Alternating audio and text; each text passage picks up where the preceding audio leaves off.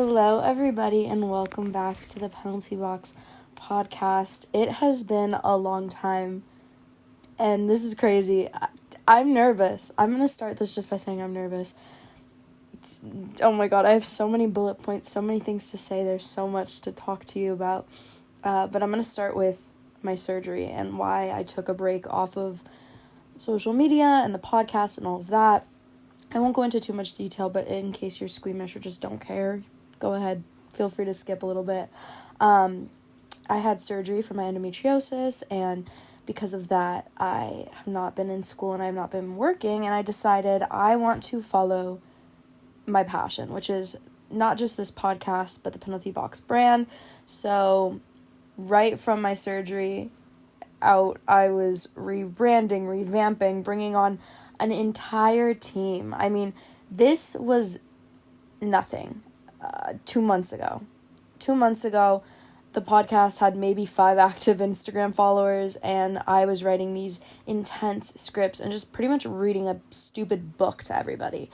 And I decided I wanted to do a rebrand, but I just didn't know when, because I wanted to do a full rebrand, not just, a different theme song or something small. I wanted to change the entire podcast. So I really focused on doing that. I brought a whole team together.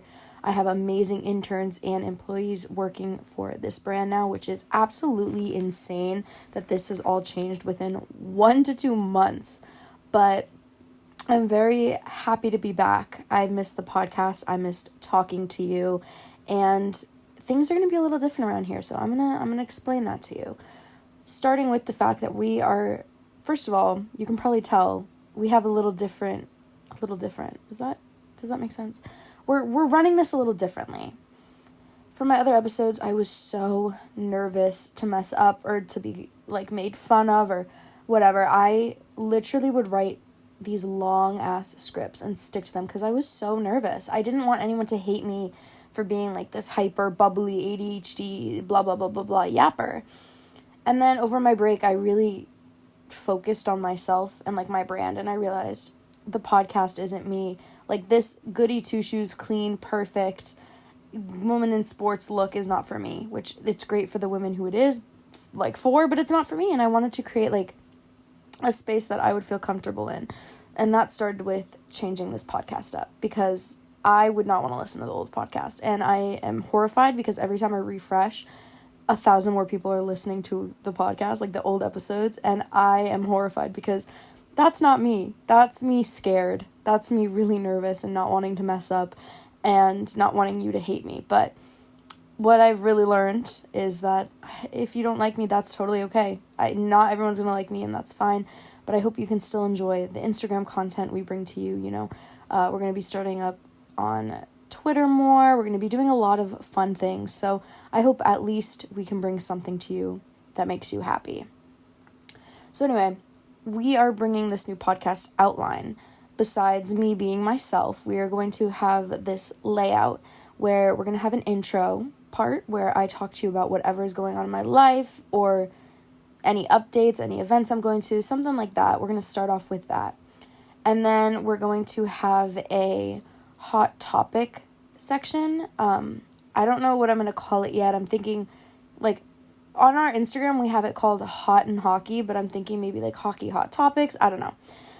But we're going to discuss some trending news, some questions. I like to put the question box up on my own Instagram story, but also the podcast's Instagram throughout the week. So if you follow us on either of those, you can enter any questions you have during the week, and then I'll try to answer some of them or any hot topics you want me to talk about.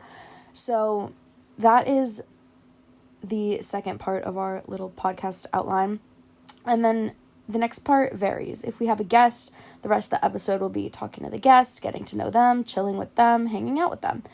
If we don't have a guest, like today, we're going to have a little hockey one-on-one section, because when I did start the Penalty Box podcast, I wanted it to be informative and fun. And I feel like I just made it informative, and it was so not fun. And I'm so sorry. I really let the fear take over me, and I didn't want to be myself. And I really, I'm glad that I was able to learn that myself, but I wish I knew it sooner. But have I been saying but a lot? See, I get self-conscious, but okay, we're just not going to talk about that. So yeah, we're going to have a little hockey one-on-one section. And today's hockey one-on-one section is actually about the history of hockey, which we did cover all the way back in our first ever episode.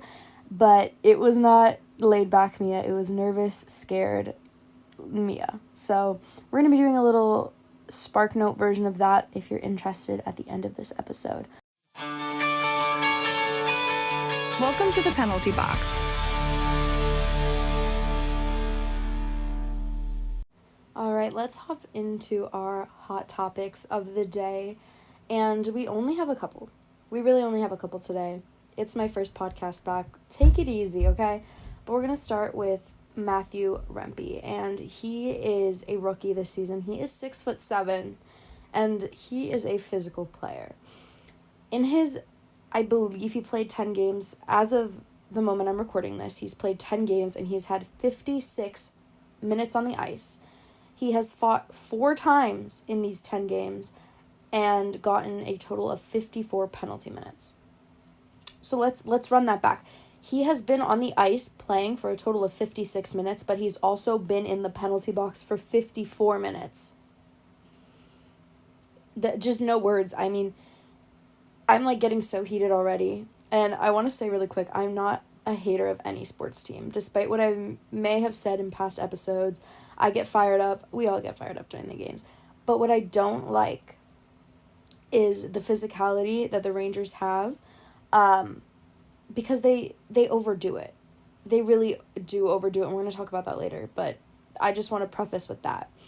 But anyway, back to Rempe. I'm pretty sure that's how you say his name. That's how I've seen it said. If I'm saying it wrong, I really do apologize. But that's where I've seen it everywhere. But anyway, back in his first ever game, he beat up Matt Martin of the Islanders. That was his first game, and everyone was kind of like, well, why are you fighting? This is your first game. But then the other half of the internet said, okay, but he's a Ranger. The Rangers do that, so pick your side. Guess which one I'm on. In his third game, this is when I really started to lose respect for him. He just threw his arm into Nathan Bastian's head, and that was not okay. It was actually so bad he was kicked out, which was well-deserved, but that really had people thinking. I mean, who is he? Why is he throwing hands? And let me tell you, this is alleged, this next part. I don't know if it's true, but I did see somebody on Twitter or X, whatever you call it.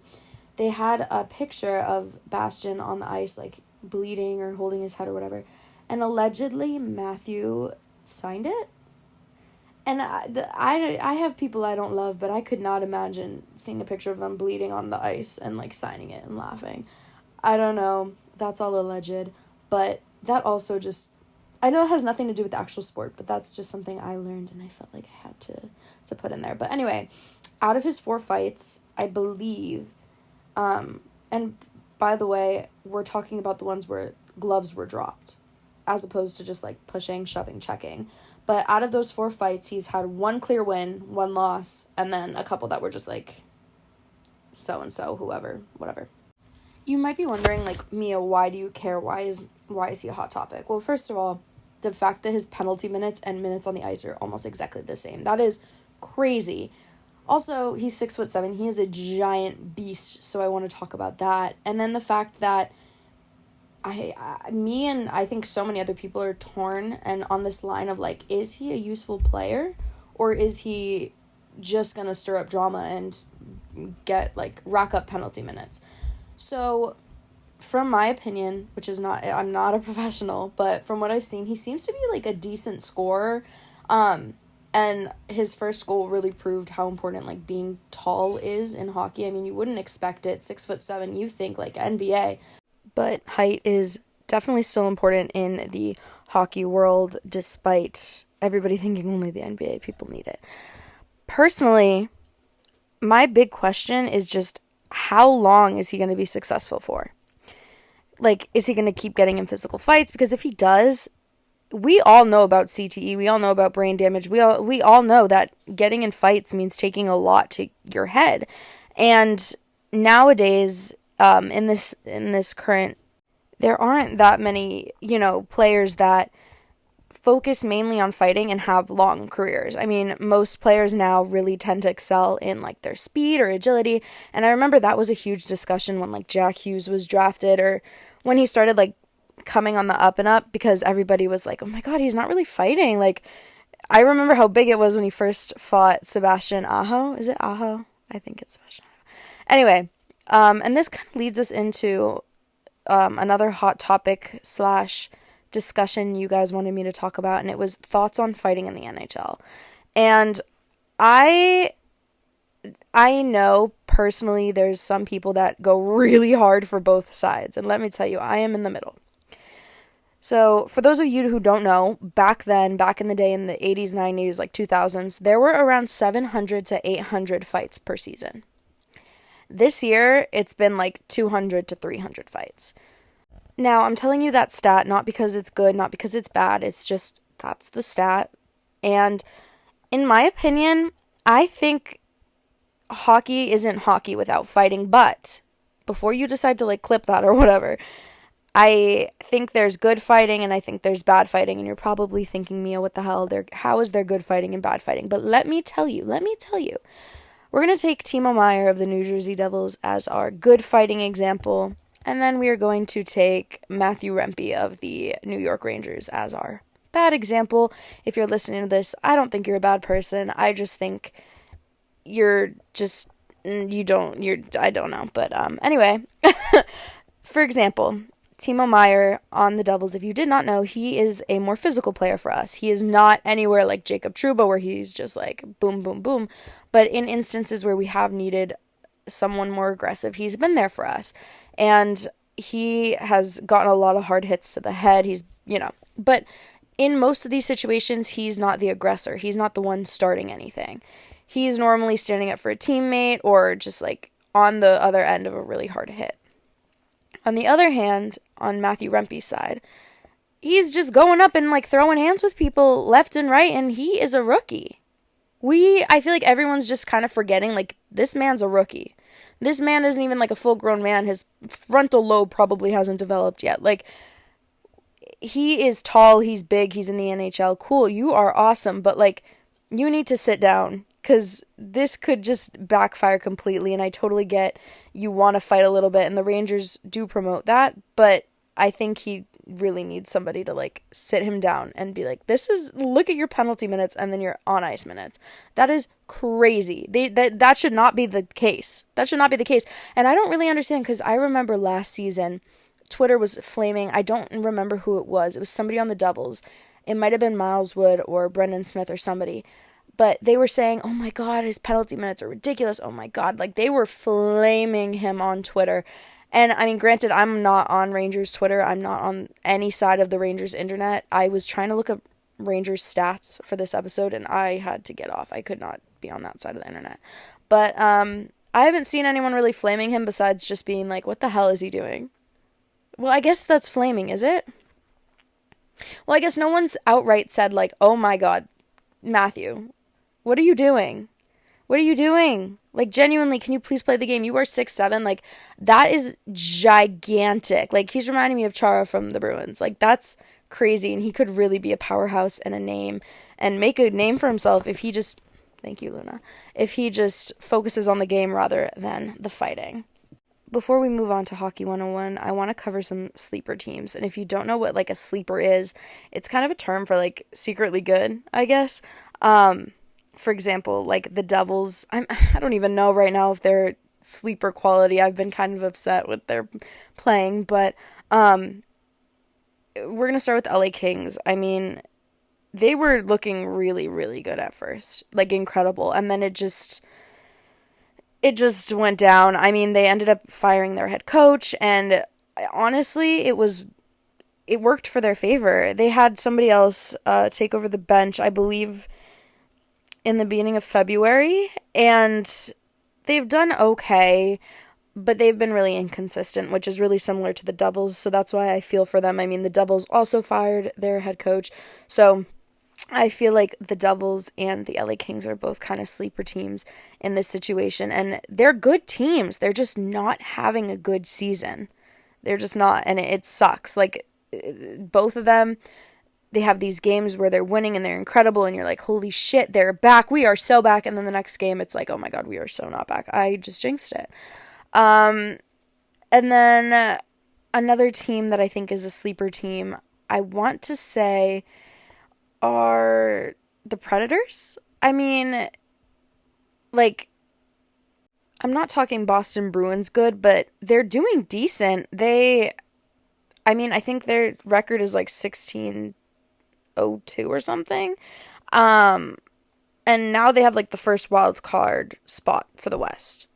And that's 4 points behind Winnipeg Jets for the third place in the Central, which is crazy. And if you don't know what that means, in the NHL, 16 teams make it to playoffs. There's 32 total teams right now, and 16 of them make it. And if you can't tell, that means some teams can't make it to the playoffs.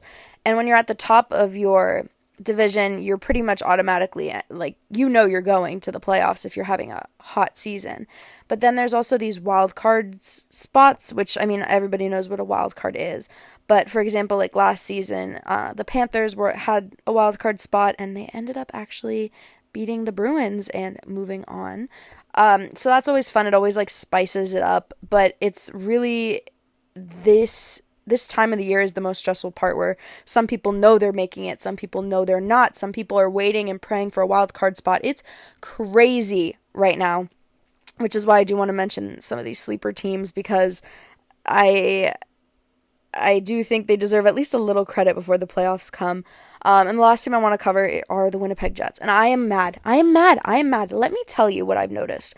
I have noticed, out of every player they've not ever, that's such an exaggeration, but recently, they have not stopped posting Tyler Toffoli.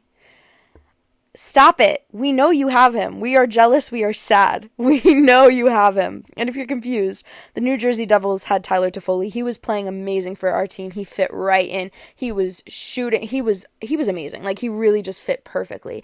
And then we traded him.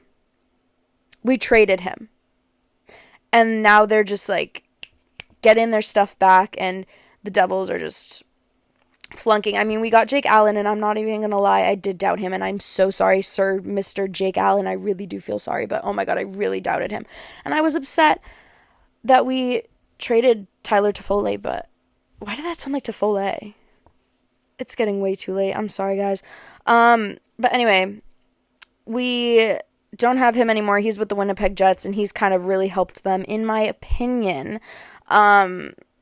They've stayed on top. I mean, they lost a couple players because of injuries and stuff like that, and some people had to be away from the team, but they've been doing pretty good, and I hate to say it, especially since they took Tyler. Well, they didn't take him. I guess we willingly gave him, but I still hold a little bit of a grudge.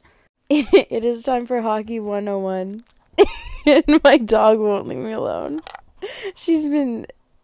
Do you hear her breathing? She's been having a hard day, so she's going to sit right with us unless she gets a little rowdy. But today we're going to have a little short segment, but I promise that it's going to be really informative. And we're going to be covering some of the stuff that we talked about in our first episode, but this time I don't have a script. I do have like the facts written down, but it's just going to be me telling you about hockey. It's not going to be just me reading a boring script with no emotion. And we're going to start simple. We're going to start small with the literal word hockey. And it was first used all the way back in 1773. I believe it was a part of some book. I didn't write the book name down because I didn't want to sound like I was reading everything, but the fact that it was in a book does suggest that like the term had been in use for a while already.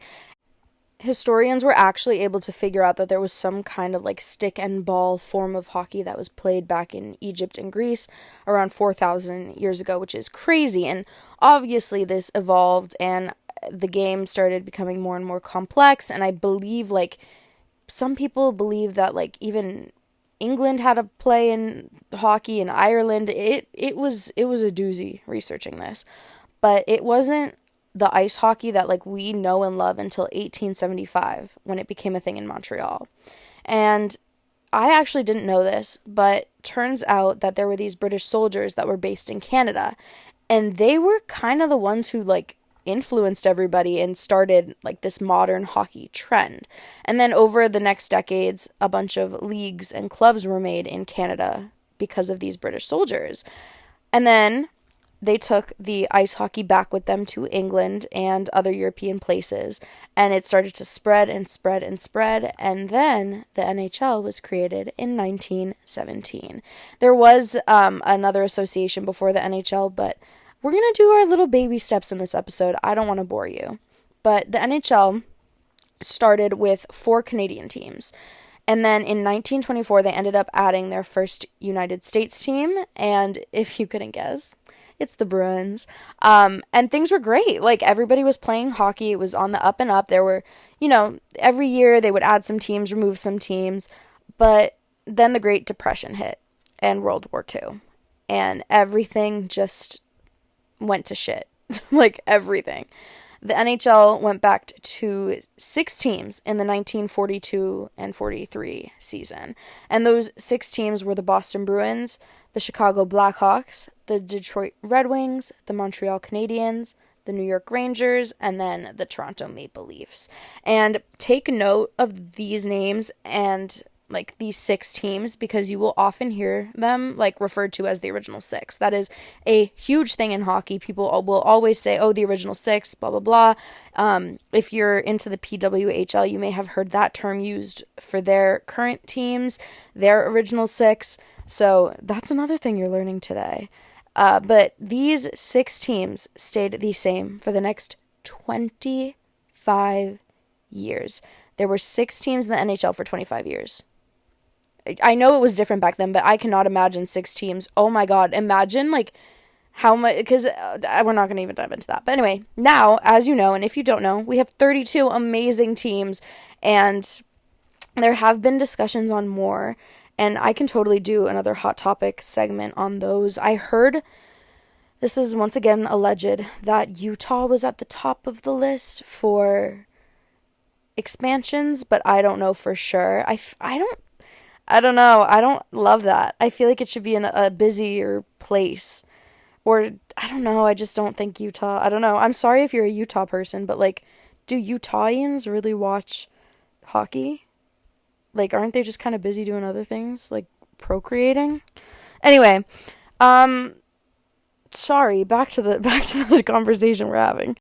When I first started this podcast, I always said that I want this to be accessible for new people, which is why you're going to often hear me just like explaining things, diving into things, because I feel like hockey should definitely be more accessible to those who don't know where to start. So if you're new here, we're going to cover the NHL teams and the divisions as well, so you can get another mini lesson in our lesson. So there's 4 divisions. There's the Atlantic Division, the Metropolitan Division, and then there's the Central, and then the Pacific Division. Got it? Cool.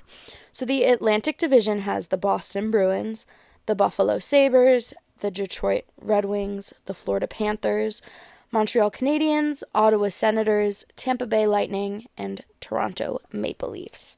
And then the Metropolitan Division has the Carolina Hurricanes, the Columbus Blue Jackets, the New Jersey Devils, New York Islanders, New York Rangers, Philadelphia Flyers, Pittsburgh Penguins, and the Washington Capitals. Then we go over to our Central Division, and we have the Arizona Coyotes, Chicago Blackhawks, Colorado Avalanche, Dallas Stars, Minnesota Wild, Nashville Predators, St. Louis Blues, and Winnipeg Jets. And last but not least, we have the Pacific Division, which includes the Anaheim Ducks, Calgary Flames, Edmonton Oilers, LA Kings, San Jose Sharks, Seattle Kraken, Vancouver Canucks, and Vegas Golden Knights. Holy moly, that was all 32 teams that we have right now in the NHL. For my newbies as well, playoff season starts in a little less than a month. And right now, if you want to know what you're talking about, or like look like you know what you're talking about, I'm going to tell you about what's going on right now. So first ranking are the Boston Bruins in the Atlantic Division. In the Metropolitan Division, the first is the New York Rangers. In the Western, it's the Dallas Stars. And in the Pacific, it's the Canucks.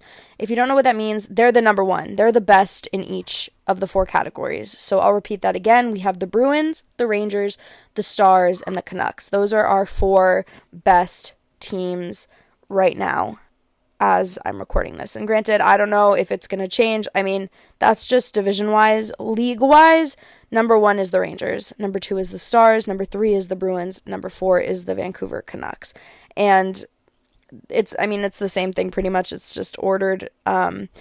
Sadly, as a Devils girl, seeing them all the way down at 21 does not feel good.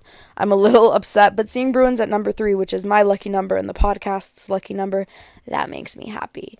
Once again, for the newbies, playoff season starts in April. We're going to be covering it a lot over on our Instagram. We have amazing writers and graphic designers that are going to be making awesome playoff content. And of course, there's always drama during playoff season. So I will be covering all the drama over here on our Hot Topics. So make sure you follow the podcast's actual Instagram so you can leave hot topic recommendations, because without you guys, I have nothing to talk about, unless you want to hear me talk about myself, but I don't think that would be as successful. I don't know.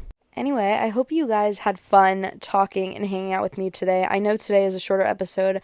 In the future, I do want to keep them longer. The thing is, I recorded this episode twice.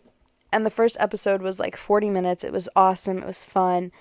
But I just got so nervous, I had to re-record it. So this is re-recorded, and I left out a bunch of stuff. Just some stories, what's been going on with my life, because I don't know how much you guys like me, and I want to do baby steps coming into this. But in the future, let me know. Maisie Grace, you are so loud. Thank you.